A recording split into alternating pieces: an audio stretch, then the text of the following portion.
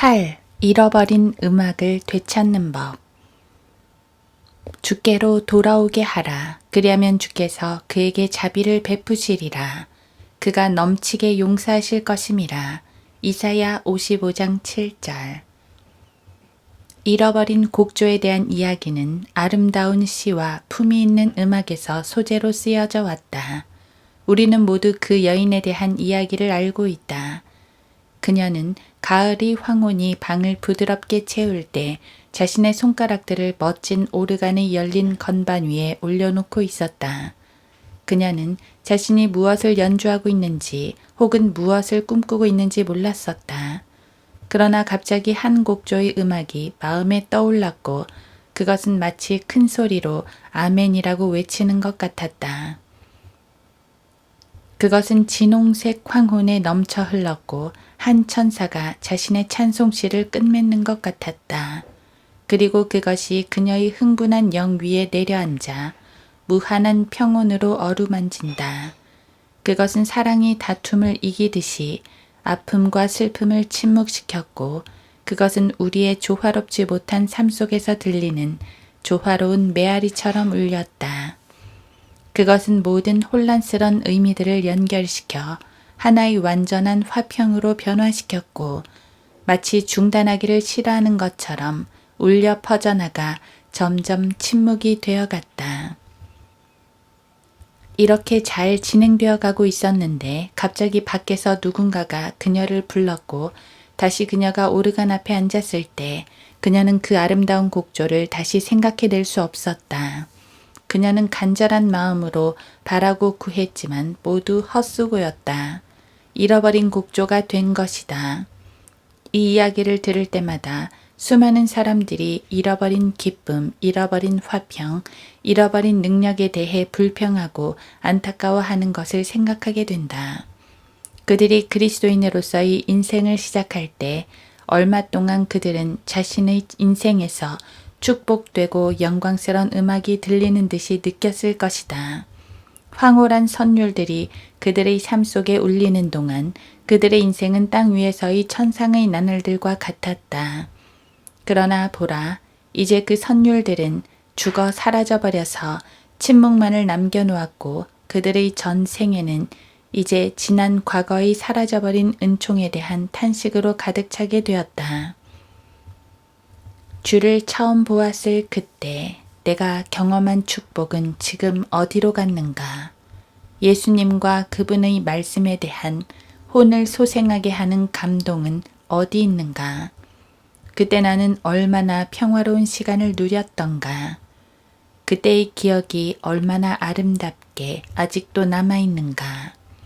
그러나 그 시간들은 세상이 결코 채울 수 없는 쓰라린 공허감만을 남겨놓았다. 이 글은 위와 같이 느끼는 이들을 돕고 그들이 잃어버린 아름다운 음악을 다시 찾아주기 위해 쓰여졌다. 용기를 내라. 당신은 모든 것을 다시 찾을 수 있으며 당신이 잃어버렸던 모든 것보다 더 많이 가질 수도 있다. 당신은 이미 자신의 보석들을 깊은 바닷속으로 던져버렸고 한순간 물이 튀고 작은 파문을 일으키고는 그것들은 아래로 내려가 가라앉아 버렸고 결코 다시 찾을 수 있는 희망이 없는 것 같이 느낄 것이다. 그러나 그리스도의 은혜로운 손이 그 보석들을 당신의 손 안에 쥐어줄 것이다. 지금부터라도 주님께서 그 보석들을 당신에게 되찾아 주시도록 현명하게 행동하라. 지금부터의 글은 과거로 돌아가는 과정이며 즉시 실행할 수 있는 지침들이다. 1. 하나님께서 당신을 따뜻하게 영접하실 것을 확신하라. 하나님은 진노한 심판주가 아니시다. 주께서는 당신을 포기하지도 당신을 사랑하는 것을 멈추지도 않으셨다. 우리를 결코 실수 없이 인도하시지 않는 주님은 초상화를 그리듯 아버지 하나님께서 어떤 분이신가 묘사하고 계신다. 주님은 아버지 하나님을 사랑은 받지만 방탕한 어느 청년의 아버지에 비교하신다. 아버지는 탕자가 나간 그 길을 창문 밖으로 항상 내다보고 계시고 그의 귀향을 간절히 바라고 계시며 멀리서 걸어오는 그를 보기라도 할라치면 달려나가서 그를 맞이하고 누더기와 더러운 것과 모든 것과 함께 그를 그분이 애타는 품에 안을 준비가 되어 있다. 나의 친구여, 이분이 바로 그대의 아버지 하나님이라네. 탄식으로 터져나오는 그분의 말씀을 한번 들어보라. 에프라임아, 내가 어찌 너를 포기하겠느냐. 이스라엘아, 내가 어찌 너를 내어주겠느냐. 내가 어찌 너를 아드마같이 만들겠느냐. 내가 어찌 너를 스보임같이 두겠느냐. 내 마음이 내 안에서 돌아서서 내 마음의 돌이킴이 모두 불붙는도다. 호세아 11장 8절. 타락한 자들을 위한 복음이라 불릴 만한 호세아서의 마지막 장을 읽어보라.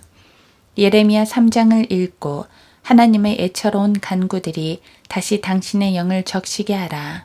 베드로의 실족과 회복의 과정을 읽어보고 당신의 눈에서 굵은 눈물이 흘러내리게 하고 요한복음 21장도 읽어보라.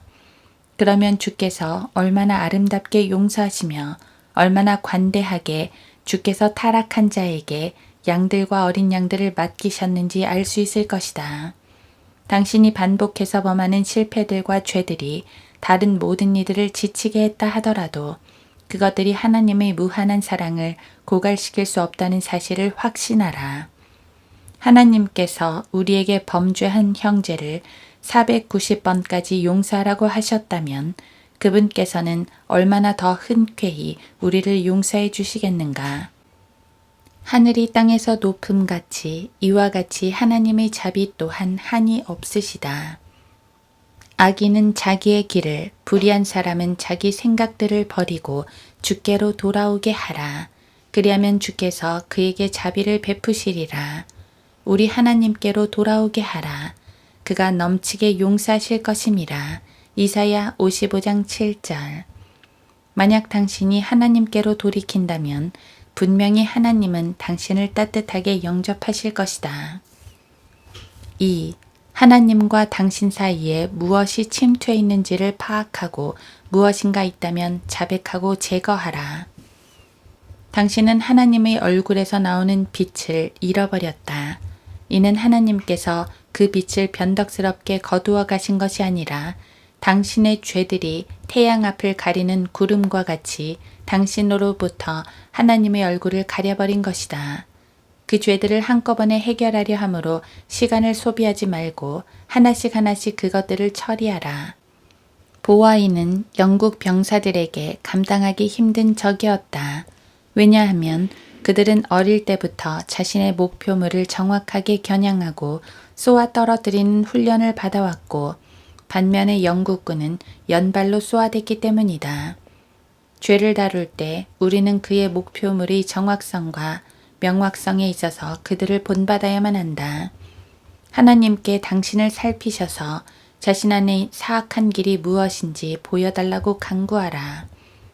여호수아가 이스라엘을 불러내어 그들을 지파대로 족속대로 가족별로 각각의 남자별로 철저히 조사한 것처럼 당신의 모든 삶을 하나님 앞에 정렬시키고 마침내 하나님의 환한 미소를 당신에게서 훔쳐가 버린 악한을 찾을 때까지 그리하라.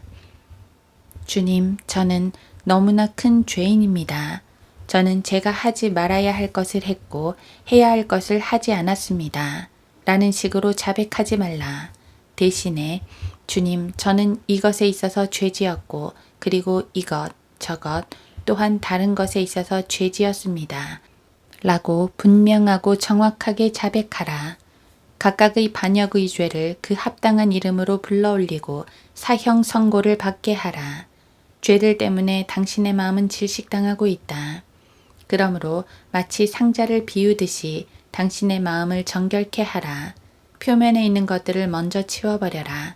당신이 그것들을 제거하면 그 밑에 더 있는 것을 보게 될 것이며 그것들도 밖으로 끄집어내라. 이것들이 제거되면 당신은 분명히 어떤 다른 것들이 더 안에 남아있음을 보게 될 것이다. 모두 다 없애버리기 전에는 결코 중단하지 말라. 자백이란 각각의 죄들을 정죄하고 그 죄들에 대한 안타깝고 슬픈 전말을 고하는 과정이다.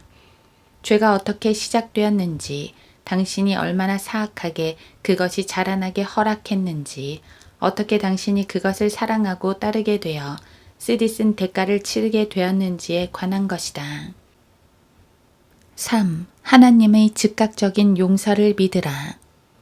당신의 자녀가 진정으로 죄송하게 느끼며 죄를 뉘우치는 것을 당신이 확실히 안다면 당신에게 그 아이를 용서하는데 어느 정도의 시간이 걸리겠는가? 시간은 용서에 있어서 전혀 고려되지 않는다. 평생 동안 틀어진 관계나 수년 동안 지속된 잘못된 행동도 진실된 눈물 한 방울이 맺혀 떨어지는 순간에 혹은 눈 깜짝하는 사이에 용서될 수 있는 것이다. 하나님께도 용서는 그러하다. 우리가 우리의 죄들을 자백한다면 하나님은 신실하셔서 우리를 즉시 용서하신다. 하나님은 다른 기도들이 응답에 있어서는 우리를 때때로 기다리게 하기도 하시지만 그분은 용서를 위한 우리의 기도에는 그 응답을 단 1초도 기다리게 하지 않으신다. 탕자가 가까스로 더듬거리며 아버지여 내가 죄를 지었나이다 라고 말하면 누가복음 15장 18절 섬광처럼 빨리 응답이 그 앞에 주어진다. 주께서도 왕의 죄를 제하셨으니 왕이 죽지 아니하리이다. 사무엘하 12장 13절 죄를 시인하는 겸손하고도 슬픈 자백과 하나님의 용서 사이에는 단 1초의 간격도 존재하지 않는다. 자백하려고 나오는 자가 하나님의 보좌가 있는 방의 입구에 나타나자마자 하나님은 그분의 고귀한 용서의 황금홀을 그가 만질 수 있도록 내미신다. 당신은 용서받았다고 느끼지 못할지도 모른다. 당신은 환희를 느끼지 못할 수도 있는 것이다. 그러나 하나님 보시기에는 당신은 용서받은 것이다. 천사들은 하나님께서 말씀하시는 것을 듣는다. 아이야, 내 많은 죄들이 모두 용서받았느니라. 평안히 가라. 우리가 자백하기만 한다면 하나님은 신실하시고 의로우셔서 우리가 자백하자마자 즉시 죄들을 용서하신다. 요한일서 1장 9절 하나님은 결코 내 길을 가거라. 내일 오라. 그때 내가 용서할 수 있을지 보리라고 말씀하지 않으신다. 하나님은 죄를 증오하시나 그것을 제거하시는 것을 더욱 기뻐하신다. 하나님은 죄인을 사랑하시며 그를 다시 받아들이고 그를 품에 안는 것을 매우 기뻐하신다.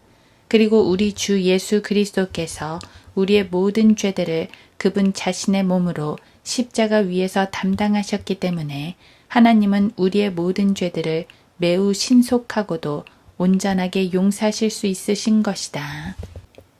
4. 과거의 실패의 원인을 제거하라. 진정한 회개는 다시는 죄를 범하지 않도록 세심하게 주의를 기울이는 것으로 나타난다. 주의를 세심하게 기울임으로 성도는 자신의 과거의 삶으로 다시 돌아가서 어떻게 그가 죄를 범하게 되었는가를 알게 되며 그 원인을 피하게 된다. 그 원인이 우정인가? 그렇다면 우정이 자신의 목숨과 같이 귀한 것일지라도 친구와의 다정다감한 관계를 끊는 것이다. 그것이 쾌락인가? 그렇다면 그는 그러한 장소들과 환경들과 그러한 관계에서 영원히 스스로를 벗어나게 하는 것이다. 그것이 돈을 버는데 유익한 수단인가? 그렇다면 그는 그것을 조금 더 사용하여 유익을 취하느니 차라리 빵 한 조각으로 살아가겠다고 결심하라. 그 원인이 공부나 학업이나 책인가? 그렇다면 그는 하나님의 생명과도 같은 은혜를 잃으니 손이나 발이나 눈을 잃는 편을 택해야 할 것이다. 그것이 교회가 허락하는 어떤 것인가? 그렇다 할지라도 그에게는 그것이 죄가 되는 것이다. 만약 당신이 얼음판 위를 미끄러지거나 넘어지지 않고 걸을 수 없다면 처음부터 그 위를 가지 않는 것이 잘하는 것이다. 만약 당신이 특정한 음식을 소화시킬 수 없다면 그것을 입에 대지 않는 것이 현명한 것이다. 어쩌면 특정한 죄의 원인들이 복잡하게 당신을 얽어매어 그것들로부터 스스로를 벗어나게 할 수 없는 것처럼 보일 수도 있을 것이다. 그러나 내 백성을 가게 하라. 그들이 나를 섬기리라고 말씀하신 분을 기억하라. 출애굽기 7장 16절. 그분이 이스라엘인들을 위해 속박의 사슬을 끊으셨듯이 당신이 하나님을 신뢰하기만 한다면 하나님은 당신을 위해서도 그 속박을 끊어버리실 것이다. 만약 그분이 그것을 단번에 끊어내지 않으실지라도 하나님은 끈기 있는 섭리에 따른 역사들로 그것을 마침내 제거해 버리실 것이다. 5. 필요한 공개적인 과정을 밟으라. 만약 당신이 사람에게 죄를 지었다면 하나님께 자백하는 것만으로는 충분치 않으며 반드시 그에게도 자백해야 할 것이다. 예물은 제단에다 내버려 두고 당신의 형제에게 가서 화해를 구하라. 당신이 그에게 잘못을 범했다면 가서 그렇게 말하라. 당신이 그에게서 빼앗은 것이 있다면 그가 알든지 모르든지 간에 그에게 당신이 취한 것을 되돌려 보내고 그것에 그의 손실에 대한 보상을 더하라. 레위기의 율법에 따르면 사람이 강제로 취한 것이 있거나 잘못 취급한 것이 있으면 그것의 5분의 1의 양을 더해 보상하고 그런 후에야 제사장에게 가서 속건 제물을 드리고 용서받을 수 있었다. 당신이 손해배상을 하기 전까지는 당신은 결코 행복해질 수 없을 것이다. 편지를 쓰거나 즉시 전화를 걸라. 만약 피해를 당한 사람이 살아있지 않다면 그 빚을 그의 상속자들이나 대리인들에게 갚아라. 당신은 반드시 이 돌을 굴려버려야 한다. 그렇지 않으면 당신은 아무리 소리 높여 무덤 밖으로 나오라고 외칠지라도 죽어버린 기쁨은 다시는 살아나올 수 없을 것이다. 한 사람이 자신의 역량이 닿는 한 과거의 잘못들을 바로잡는 진실함이 없는 회개는 진정한 회개가 아니라고 나는 믿는다. 6. 당신의 마음 전체를 단번에 그리고 영원히 하나님께 드리라. 당신은 과거에 그 죄를 범한 적이 있고 다시 그것을 행한다. 어쩌면 당신은 과거에 그것을 범한 적이 없으며 이제 처음으로 범하였을 수도 있다. 무릎을 꿇어라. 그리고 하나님께 당신 자신을, 당신의 삶을, 당신의 관심거리들을, 당신의 모든 것을 하나님께 드려라. 제단 위에 제물을 올려놓아라. 당신이 스스로 드릴 수 없다면 하나님께서 오셔서 직접 취해달라고 간구하라. 하나님께 당신은 모든 것이 언제나 오직 하나님만을 위한 것이길 원한다고 말씀드려라. 만약 하나님이 우리에게 우리의 마음을 달라고 분명히 요구하지 않으셨다면 우리는 영광스런 주님께 우리의 한 줌의 말라버린 잎사귀들과 같은 마음을 드리기를 주저했을 것이다. 이는 놀라운 사실이다. 만약 하나님이 진정으로 그것을 말하고자 하지 않으셨다면 그러한 요구를 하지도 않으셨을 것이다. 우리의 형편없는 성품으로 하나님께서는 뭔가 가치 있는 것을 만들 수 있으신 것이 확실하다. 하나님께서 사용하시기에 합당한 그릇, 그분의 손에 들어맞는 무기, 그분의 영광을 위한 그릇, 혹은 그분의 머리를 장식하는 면류관 등과 같은 것으로 만드실 것이다. 7. 하나님께서 앞으로도 계속 당신을 지키실 것을 믿으라. 성경은 우리에게 하나님께서 우리를 능히 실족하지 않게 지키실 것이라 말한다. 유다서 24절. 이는 하나님께서 우리가 넘어지는 것으로부터 우리를 보호하시리라는 의미이다. 하나님은 그렇게 하실 수 있으시다. 또 그분은 그렇게 하실 것이다. 그러나 우리는 하나님을 반드시 믿어야 할 것이다. 우리는 매 순간 그분의 얼굴을 대면하고 나를 붙드소서, 그리하면 내가 안전할 것이요. 나를 눈동자처럼 지키시고 주의 날개 그늘 아래 감추사 라고 부르짖어야 할 것이다. 시편 119편 117절 17편 8절. 그분은 당신을 실망시키지 않으신다. 그분은 당신을 결코 실망시키거나 저버리지 않으실 것이다. 그분은 그의 천사들에게 당신의 모든 길들에서 당신을 지키라고 임무를 주신다. 하나님은 당신을 그분의 깃털들로 덮으실 것이며 당신이 신뢰하는 그분의 날개 아래로 당신을 덮으실 것이다. 그러나 당신은 저는 유혹이 다가올 때 그것을 잘 분별하지 못해요. 라고 말할지도 모르겠다. 그러면 이렇게 하라. 아버지 하나님께 모든 것들을 생각나게 하는 임무를 수행하시는 성령께서 당신이 위험한 순간마다 예수님께로 눈을 돌리도록 상기시켜 주시도록 구하라. 매일 아침 하나님의 손에 당신 자신을 의탁하라. 당신이 계속해서 그분을 바라보도록 붙드시는 그분을 바라보라. 당신의 믿음을 유지하게 하시는 그분을 신뢰하라. 당신 자신의 어려움들이나 연약한 점들을 바라보지 말라. 자신이 언젠가는 다시 넘어질 것이라고 생각하는 것을 그쳐라. 예수님은 나를 지금 구원하신다. 라고 하루에 1000번이라도 속삭이며 말하고 노래하며 삶을 살아가라. 한 번은 한 친구가 내게 자신은 이러한 방법으로 타락으로부터 보호되어 왔다고 말했다.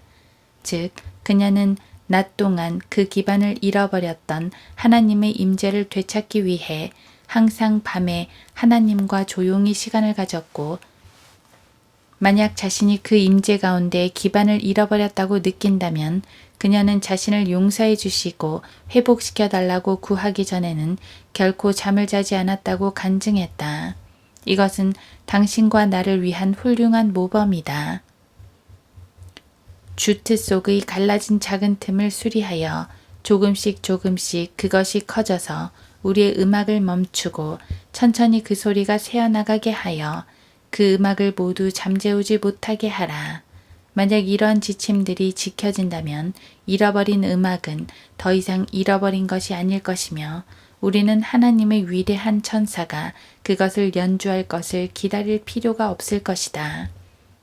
오히려 잃어버린 음악은 우리의 마음속에서 다시 울려날 것이며 우리의 삶 속에 감미로운 선율이 될 것이다.